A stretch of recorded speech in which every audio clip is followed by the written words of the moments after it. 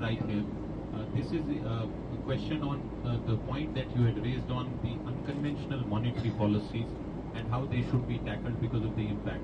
The final declaration, clause 14, seems to suggest, sir, that central banks across the world in the advanced economies will continue to be dictated by domestic consideration, including price stability. Was your point of view, therefore, a point that found resonance within the G20? What can we expect as far as the rollback of tapering is concerned, sir? Well, there was quite separate appreciation of the point that I made about the unintended consequences of unorthodox monetary policies being pursued by countries like the United States and the Eurozone. But I also pointed out in my own speech that I don't see immediate concrete action because central banks are the creation of their domestic legislation.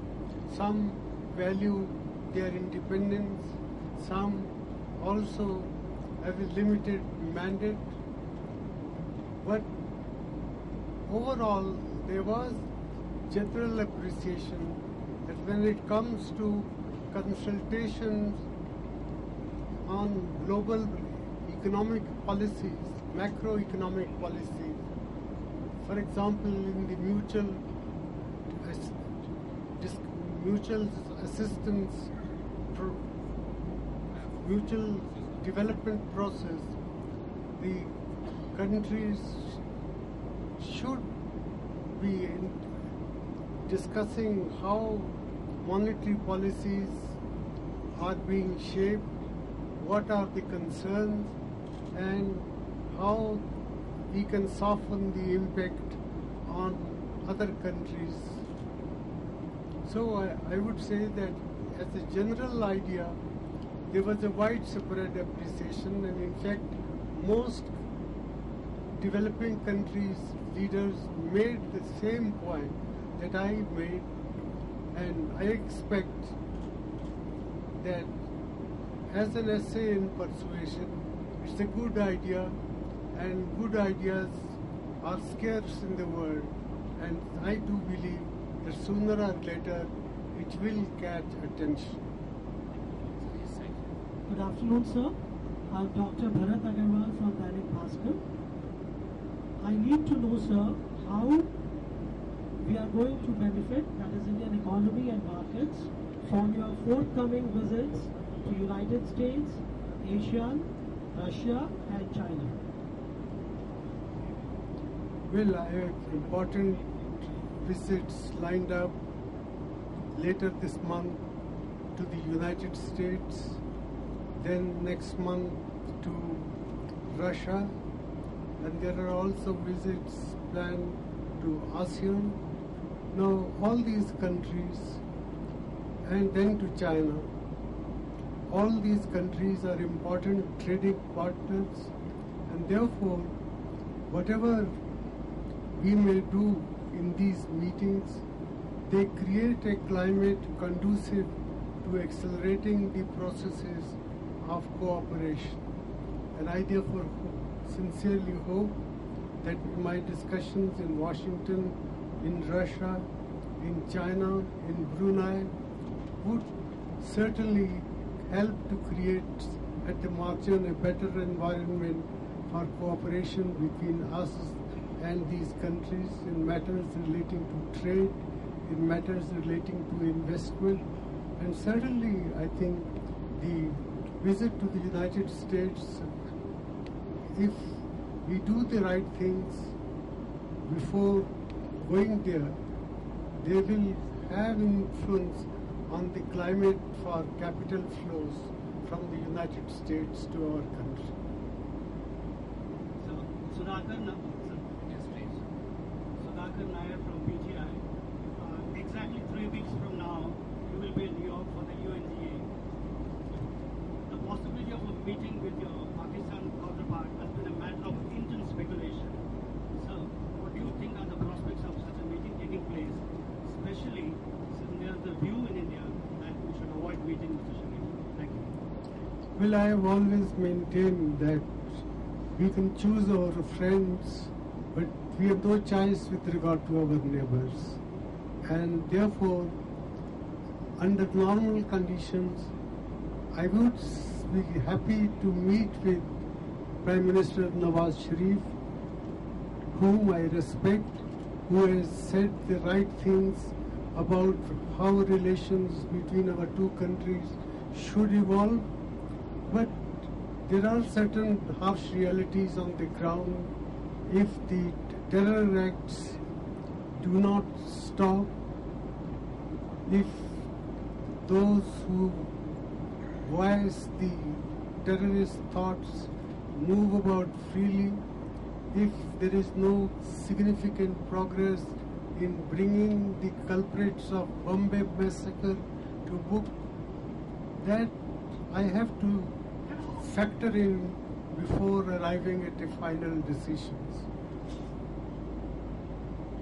Sir, good afternoon, sir. This is Gautam Lahiri from Sangbad Prasidhi. My question relates to one recent killing of a women writer in Afghanistan. Do you think that this killing is once again, proves that Taliban is again raising hate, particularly killing a women writer? And how the Taliban, Afghanistan forces have not been able to contain these forces? So I wonder your reaction on both these issues. Well, I was very sad when I heard about the attack and killing of Sushmita Banerjee. It's a very sad development. She was living in Afghanistan for a long number of years, and she was engaged in important social work. So I feel very sad that such a noble person should have been the victim of the Taliban's wrath. Well, obviously, Afghanistan still is plagued by the Taliban menace, and the government and people of Afghanistan ultimately will have to make up their minds whether the Taliban philosophy of, particularly with regard to the role of women in society, is the thing which should decide their approach to life.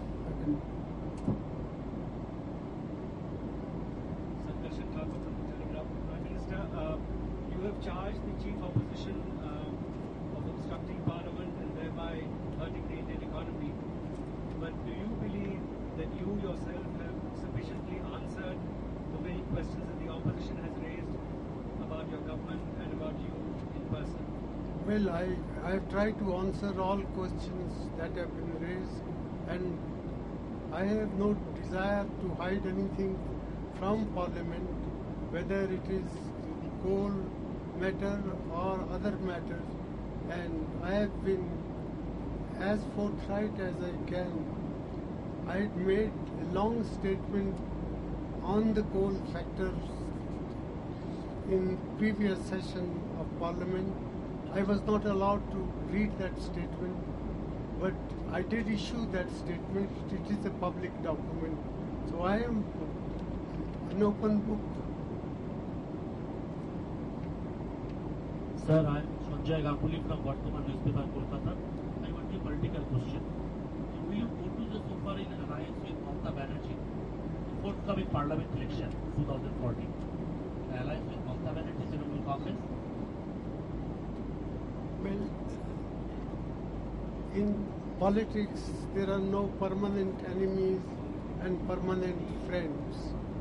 And in many ways, a week in politics is sometimes an unusually long period of time. So I don't rule out, for example, the alliances. Mamata Banerjee was a very respectable member of the Congress party at one time. As a leader of the Trinamool also, we were very happy to have him in our government. We would very much like-minded, secular-minded persons should work again to give this our country polity a thrust in favor of secular elements. Last two questions. Mr. Prime Minister, coming back to domestic issues, and as you were saying on the whole, before you left for Russia, you had told in Parliament that you command respect. While you did command that respect, your personal image has taken a beating because you're on your last legs of your last tenure in the second term. Does this mean that you will still look at politically for you to continue for a second term, for a third term? Because many in the Congress party would like to see Rahul Gandhi lead the campaign. And then the other issue is that since you say you are an open book, why don't you go ahead and say I'm ready for any questioning like you did with the 2G? I said I have not prevented anybody at looking at my conduct. And as far as your first question is concerned, I have always maintained that Rahul Gandhi would be an ideal choice for the Prime Minister's position after the 2014 election. I would be very happy to work for the Congress party under the leadership of Mr. Rahul Gandhi. Last question. Sir, Praveen here from Lokmat Group. Whether central government is going to consider separate Vidarbha or division of Maharashtra with Telangana issue? There is no such proposal under consideration.